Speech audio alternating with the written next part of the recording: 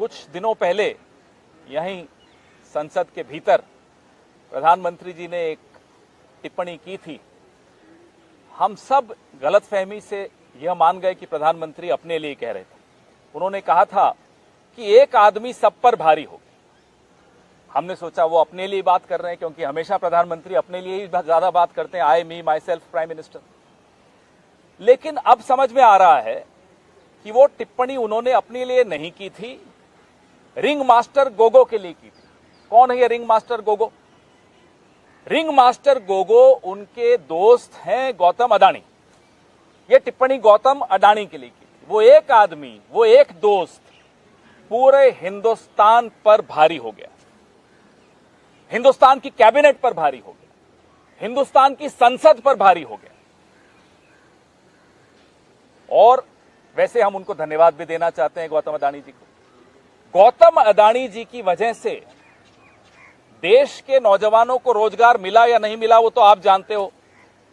इस देश के कैबिनेट को जरूर रोजगार मिल गया, हर मंत्री को बोलने का मौका मिल गया। नहीं तो फीते भी प्रधानमंत्री काटते थे, श्रेय भी हर चीज का प्रधानमंत्री लेते थे। अब धन्यवाद हो गौतम अडानी जी का कि मंत्रियों को बोलने का मौका मिल रहा है। एक मंत्री थी, है अभी भी, जब वो गैस सिलेंडर पर बैठती थी यहां सड़कों पर, तब वो मंत्री नहीं थी। अब गैस सिलेंडर का दाम बढ़ जाता है तब नहीं बोलती, तब वो सिली सिली बातें करती रहती। गौतम अडानी पर जो ही बात आई उन्होंने भी कल प्रेस वार्ता की। कानून मंत्री, कानून के अलावा हर चीज पर बोलेंगे। आज उन्होंने भी मुंह खोला। तब नहीं मुंह खोला था जब उनके अपने राज्य में चीन घुसता चला आ रहा था। एक गांव बसा दिया चीन ने उनके राज्य में, तब नहीं बोले थे। आज वो भी बोले। जेपीसी की मांग गौतम अडानी पर, हिंडनबर्ग रिपोर्ट पर कांग्रेस जब भी करती है, ये ध्यान बटाने के लिए संसद भी नहीं चलने देते। ये इतिहास में पहली बार हो रहा है कि रूलिंग पार्टी संसद नहीं चलने दे रही। क्यों नहीं चलने दे रही? क्योंकि डर है कि संसद के भीतर रिंग मास्टर गोगो का कोई नाम नहीं ले ले। घबराहट इसी बात की है कि कहीं जेपीसी की मांग नहीं कर दे राहुल गांधी। कहते हैं देश का अपमान कर दिया। याद है अरुण जेटली जी कहते थे भाई बाहर अगर प्राइम मिनिस्टर ने कुछ बोला है देश के लिए तो क्या गैग ऑर्डर है, क्यों नहीं बोलेंगे कि 60 साल में कुछ नहीं हुआ। ये अरुण जेटली जी कहा करते। लेकिन जिनके दोस्त इतने मजबूत हों उनको सब माफ। विदेश में कैम्ब्रिज यूनिवर्सिटी में भारत के छात्र पॉलिटिकल रिसर्च करते हैं, हर तरह की चर्चा करते हैं, गूढ़ चर्चा करते हैं। जो हमारी ये एक हफ्ते में जो डिग्री ले आती है ना मंत्री, इन लोगों को नहीं समझ में आएगा। वहां अगर लोकतंत्र के सामने जो चुनौतियां आई हैं उस पर कोई चर्चा हो रही है तो लोकतंत्र को मजबूत करने की कवायद है।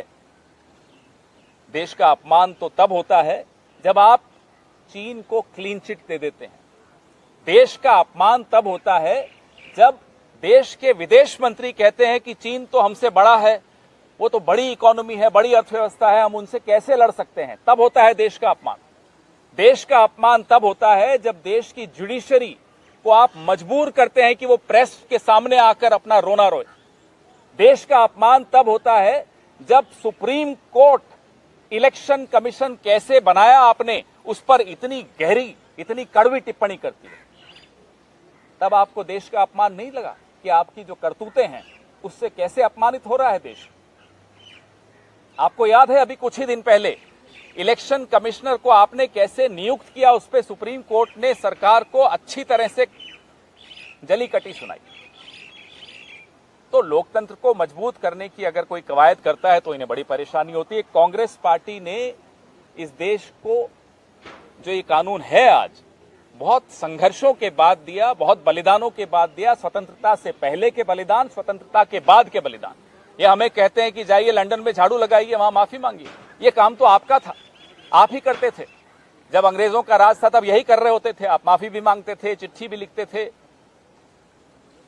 झुक झुक कर सलाम भी करते थे, उनके साथ मिलकर भारत छोड़ो आंदोलन को दबाते भी थे, लिखते थे कि साहब ये आंदोलन कैसे दबाया जाए, हम आपकी सहायता करने को तैयार हैं। नेताजी सुभाष चंद्र बोस आईएनए बना रहे थे, ये आईएनए का कैसे मुकाबला करें उसके लिए पूरा एक रिक्रूटमेंट ड्राइव करते थे। तो इनका इतिहास ये थोड़े बदल पाएंगे। इसलिए हमारी जो जेपीसी की मांग है, इनके परम मित्र के बारे में, अदानी जी के बारे में, उस मांग पर कोई समझौता नहीं हो सकता। हम ये मांग दोहराते रहेंगे। ये कितना ही विषय से भटकाएं आपको, हम नहीं भटकने वाले। अदानी जी पर, हिंडनबर्ग रिपोर्ट पर जेपीसी का गठन होना चाहिए, ये आवश्यक है। इस देश का एक एक नागरिक चाहता है।